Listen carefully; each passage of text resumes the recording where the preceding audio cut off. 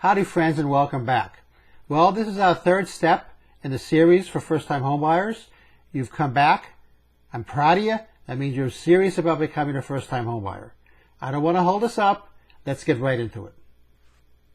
So coming at you today, how much home can we afford? We've already touched on first steps for first-time homebuyers. First-time homebuyers, part 2, how much home can you afford? Why would I want to buy a home? Many of you might be thinking right now, why would I want to buy a home? I'm happy paying rent to my landlord. Are you really? You're one of the few. Actually, owning a home can be cheaper than paying rent. It adds to family stability. More times than not, there's no guarantee, but there's more times than not the home will appreciate in value. It's a good investment. There are tax advantages and tax benefits. It belongs to you and your family. There's that thing we like to call pride of ownership involved in owning your own home. How much home can you afford? Well, as an easy way to determine how much home you can afford, lenders will typically allow you 1/3 of your monthly income to go towards a mortgage payment. A really rough estimate, your maximum mortgage on your house can be 3 times your annual salary. That's a really rough estimate. If you're sitting here wondering, how much home can I afford? Take your family income, multiply it by 3. That's roughly it in a nutshell. Your lender can help you understand these ratios these numbers for your particular unique situation. If you don't have a lender or don't know a lender, reach out. We have a lot of great lenders that we can point you in the right direction. An example calculation part 1. This is where it gets a little boring and complicated. Feel free to take notes or just refer to this, capture the screen, or refer back to this page or this slide in the future. Let's say your annual household income is about $140,000 per year. That means on a monthly basis, your monthly income is $11,666.67. That's 140 divided by 12 comes out with that 11,666 number. Assume your lender uses ratios of around 28% and 36%. That's the ratio of your monthly mortgage to income and your ratio of all debt to income. Based on the above, your maximum mortgage payment, which includes principal, interest, taxes, and insurance, we call PTI, will be $3,266.67. That's that $11,666.67 number we calculated above times 0.28, which is 28%, and we arrive at $3,266.67. That's what you're allowed for your mortgage payment. Now let's also assume that your taxes will be $8,000 and your insurance will be $1,500 per year. These will vary naturally depending on where you live, how much your home is, what part of the metroplex you live in. On a monthly basis, your taxes and insurance come to roughly $791.67. That's $8,000 plus $1,500 equals $9,500 divided by 12 comes out with a monthly payment for taxes and insurance of $791.67. Having said that, we take that original $3,266.67 number we calculated in the previous screen for a front-end ratio and subtract $791.67 to arrive at a mortgage payment of principal and interest, $2,475. Example calculation part 2. Now assume your car payment and long-term debt and credit card payments equal about $1,250 per month. Based on this new information, we can calculate your maximum debt to income ratio.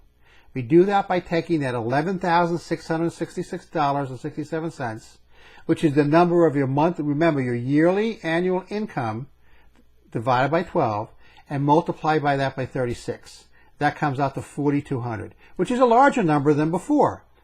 But what we have to do is we have to subtract $791.67, which is roughly your taxes and your insurance on a monthly basis, and that gives us $3,408.33, which seems great, right?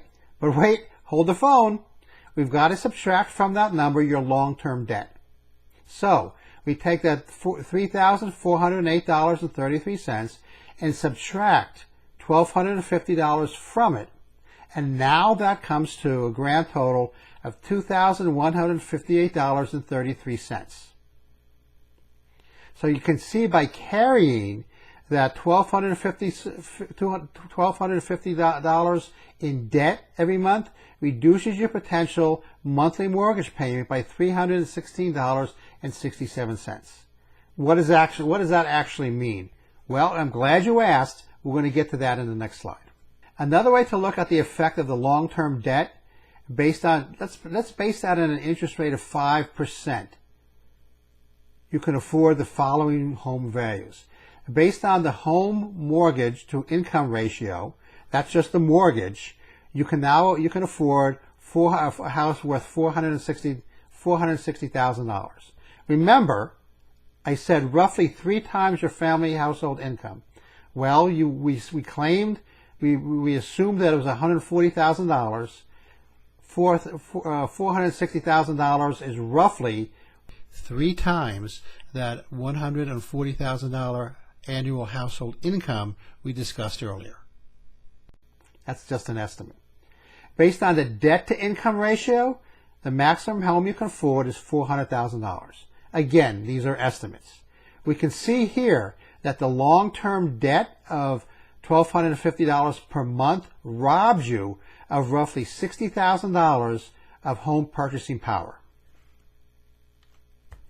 So the lesson learned here is we gain from this example is that the high long-term debt hurts your ability to afford a larger home. It also robs us of flexibility in your home buying search. Again, your lender can help you understand these ratios for your unique situation. We at the Rose Realty team are real estate experts and not financial or mortgage experts, and a good lender can help you understand these ratios a little bit better than we can. Again, if you don't know a lender, we have great lenders that we work with on a daily basis. So, next steps for you. Now capture some of the information from the previous screens or slides and calculate your own numbers. Go back, maybe print out the screens, maybe capture them on your mobile device, and understand and plug in your numbers for the numbers that I had there, and to understand what those numbers mean and those ratios and those calculations mean to you.